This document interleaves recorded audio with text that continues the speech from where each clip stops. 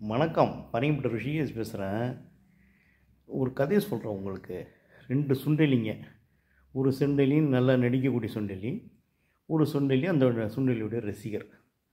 அப்போ அந்த 2 சுண்டெலியும் நடந்து போயின்னு இருக்கலாம்.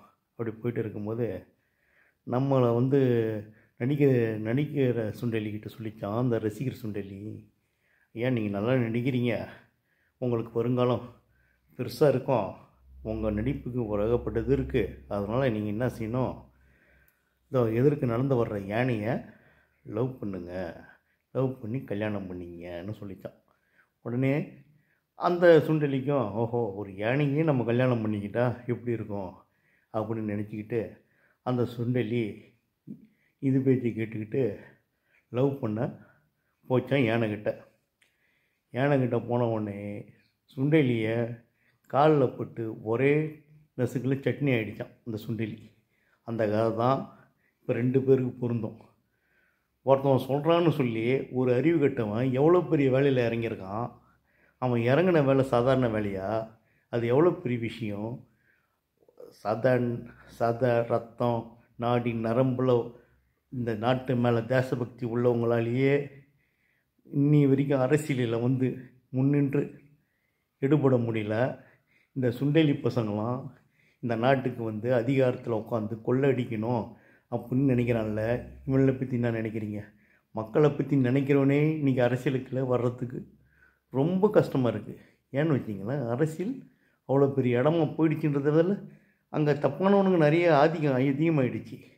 இந்த மண்ணை நேசிக்கிறவன் எவனுமே இந்த நாட்டை தலைவனாக இல்லை.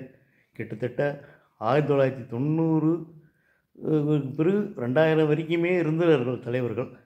அதுக்கு பிறகு சரியான தலைவர்கள் இல்லை. ஒரு யுகத்தலைவன் சொன்னால் அவன் இந்த நாட்டு மக்களுக்கும் நாட்டுக்கும் நல்லது செய்யணும்னு நினைக்கிறவன் தான் யுகத்தலைவன். அவன் ஒரு யுக புரட்சியாளனாக இருப்பான்.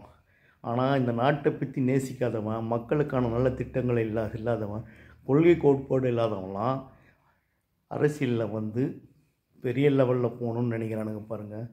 அதை தான் நான் நினைக்கிறேன். ஏண்டா உங்களுக்கெல்லாம் இந்த ஆசை?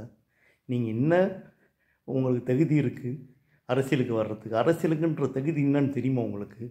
அந்த காலத்தில் ஐசிஎஸ் படித்த நேதாஜி சுபாஷ் சந்திர போஸும், இன்ஜினியரிங் படித்த சண்முகராமனும், பண்டிட் ஜவஹர்லால் நேரு ஏகப்பட்ட பட்டங்களை பெற்றவர்.